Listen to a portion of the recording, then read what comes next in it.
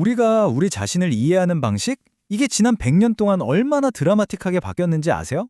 모든 건 지그문트 프로이트라는 한 사람의 당시로서는 정말 급진적인 아이디어에서 시작됐어요. 오늘은 바로 그 정신 분석이 어떻게 현대 심리치료의 뿌리가 되었는지 그 100년의 여정을 한번 따라가 보려고 합니다. 자, 여기 타임라인을 한번 보시죠.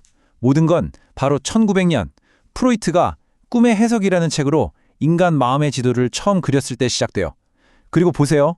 1923년, 28년, 39년, 불과 40년 만에 인간의 마음에 대한 이해가 정말 말 그대로 폭발적으로 발전합니다. 이 중요한 전환점들 지금부터 하나씩 짚어볼게요. 그래서 오늘 우리가 함께 갈 길은 이렇습니다. 먼저 프로이트의 무의식에서 출발해서 어떻게 자아라는 개념이 무대의 중앙으로 나오게 되는지 볼 거고요. 이 아이디어가 치료실의 모습을 어떻게 바꿔놓았는지, 그리고 결국 이 모든 흐름이 어떻게 관계의 중요성으로 귀결되는지 그 큰 그림을 따라가 보겠습니다. 자, 그럼 첫 번째 이야기부터 시작해 볼까요? 모든 것의 출발점이죠. 프로이트가 처음으로 그려낸 우리 마음속 숨겨진 세계, 그 지도를 한번 펼쳐보겠습니다. 프로이트의 첫 번째, 그리고 가장 혁명적인 주장은 이거였어요. 우리 마음은 거대한 빙산과 같다. 우리가 알고 있는 나, 즉 의식은 물 위에 떠 있는 아주 작은 부분에 불과하고 진짜 우리를 움직이는 건 물 아래에 잠겨있는 거대한 무의식이라는 거죠. 우리의 모든 행동, 모든 감정에는 다 이유가 있는데 그 이유가 바로 이 무의식 속 성적, 공격적 충동 때문이라는 거예요. 생각해보세요. 내가 내 마음의 주인이 아니다. 당시로서는 정말 세상을 뒤집어 놓을 만한 충격적인 이야기였습니다. 그런데 말이죠. 프로이트 스스로도 이 첫 번째 지도가 뭔가 부족하다는 걸 금방 깨달아요. 그냥 의식, 무의식 이렇게 위치만 나눠서는 마음속에서 벌어지는 그 역동적인 싸움을 설명할 수가 없었던 거죠. 그래서 1923년에 그는 자신의 이론을 스스로 뒤엎는 완전히 새로운 구조의 지도를 내놓습니다. 이 둘의 차이가 정말 중요한데요. 초기 모델이 그냥 여긴 의식층, 저긴 무의식층 하는 식으로 공간을 나눈 것에 가깝다면 이 새로운 모델은 마음을 하나의 무대로 봐요. 그리고 그 무대 위에는 세 명의 주인공이 있죠. 이제 중요한 건 누가 어디에 있느냐가 아니라 이들 사이의 힘겨루기, 즉 관계가 된 겁니다.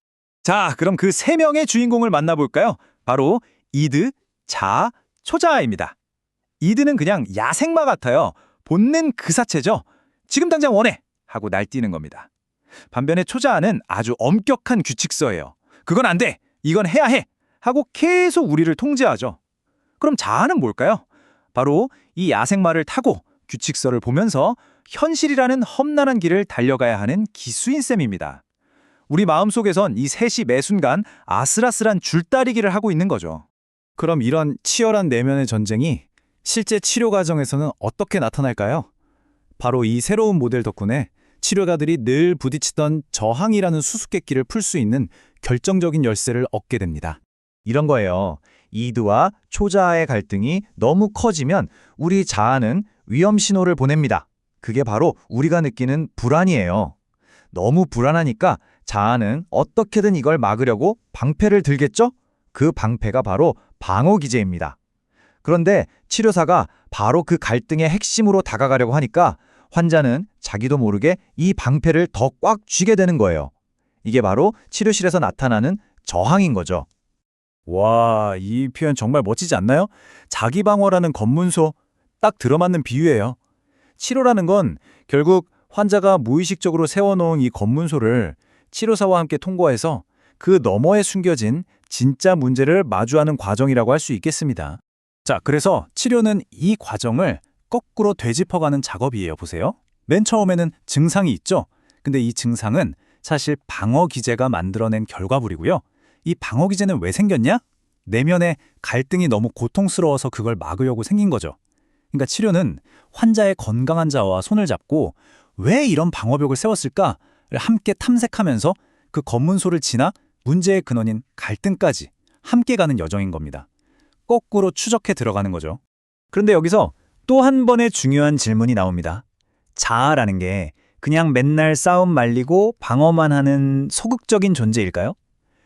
프로이트 이후의 학자들은 아니다 라고 생각했어요. 자아에게는 훨씬 더 적극적이고 건강한 역할이 있다는 걸 발견하기 시작합니다. 예를 들어 빌헬렘 라이히 같은 사람은 이런 질문을 던졌어요.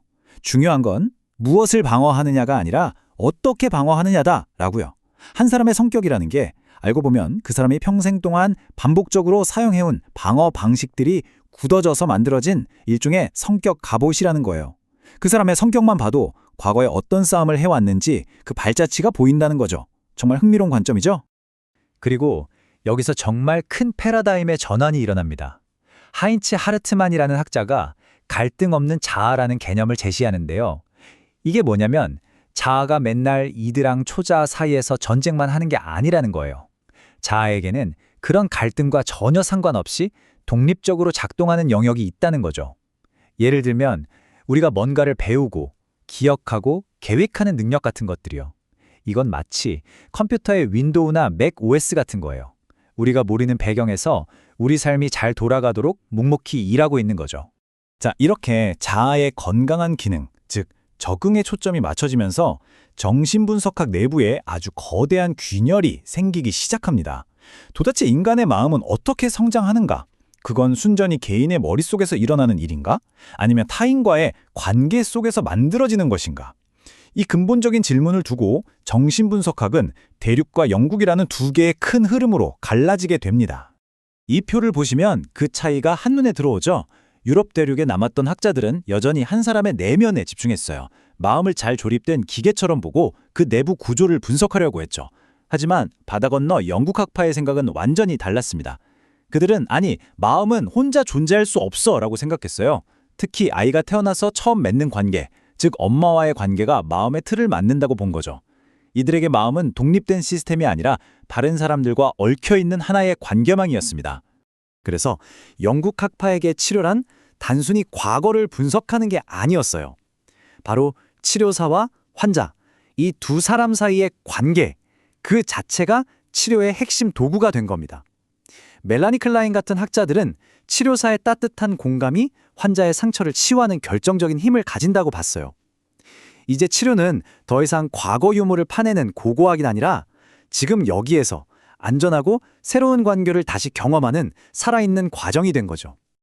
자, 지금까지 정말 길고 흥미로운 여정을 함께 왔는데요. 이 모든 이야기의 흐름에서 우리가 꼭 기억해야 할 건 뭘까요? 정리해보면 이렇습니다. 정신분석의 100년은 관심의 초점이 이렇게 이동해온 과정이에요. 처음엔 한 개인의 깊은 내면, 즉 숨겨진 충동에 집중했죠. 거기서 한 발 나아가 현실과 싸우고 적응하는 자아의 역할로 옮겨왔고요. 그리고 마침내 우리를 인간답게 만드는 것은 결국 타인과의 관계라는 위대한 발견에 이르게 된 겁니다.